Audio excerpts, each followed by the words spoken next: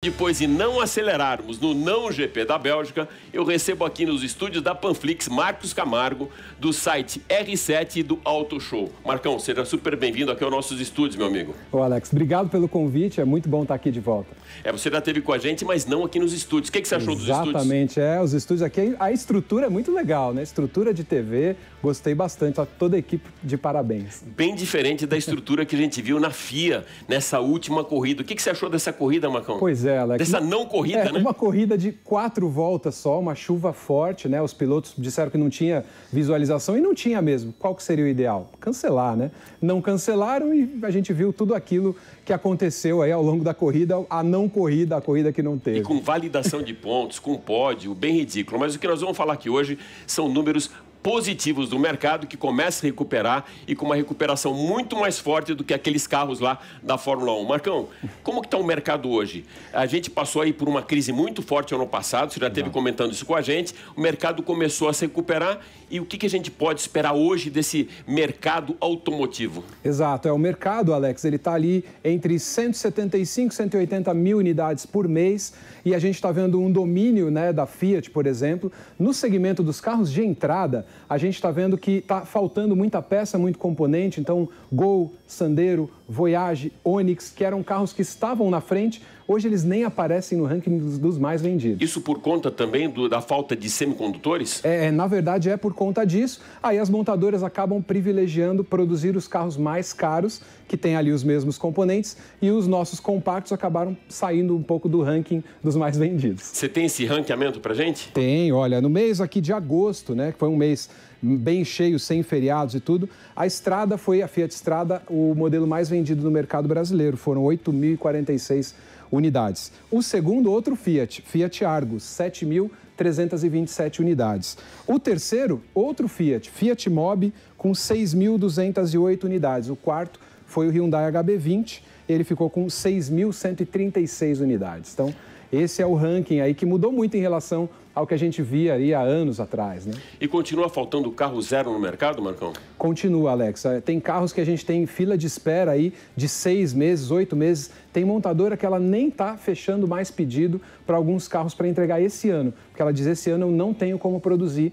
esse volume. Por exemplo, a Toyota Corolla não tem como você pedir mais, mas o Corolla Cross, que é mais caro, e eles estão vendendo bem o Corolla Cross, você consegue pedir esperando um pouquinho para chegar. Bom, então a gente pode ver aí no mercado dois grandes gatilhos para o crescimento do mercado de seminovos e usados. Primeiro, a pandemia, que esse cara que não tinha interesse em ter o seu automóvel, usava ou transporte público, ou mesmo os transportes por aplicativos, ele resolveu comprar um carro de entrada para ele, né, para ter a mobilidade com isolamento social. E outro, então, a falta de carro zero. Tanto é que, por exemplo, o Fiat Mobi, ele não aparecia entre os mais vendidos. E ele está entre os 5 mais vendidos. É um dos carros mais baratos do mercado, né? Olha que incrível. E a gente pode esperar, então, Marcão, que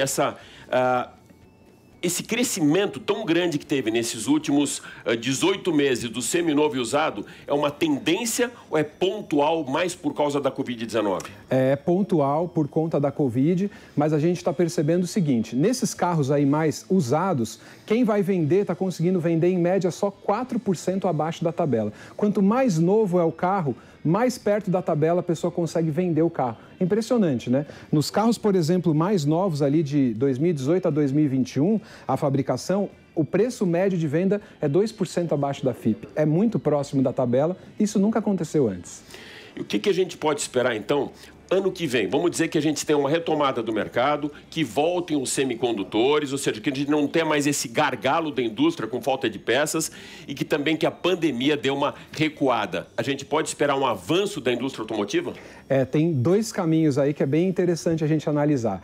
Primeiro, essa questão da falta de peças. As montadoras estão preferindo produzir carros mais caros, com mais tecnologia e ticket mais alto. E esses carros aí, os compactos que a gente vê, Onix, por exemplo, o Sandero, os carros pequenos, eles devem perder mais espaço e a gente deve ter cada vez mais SUV.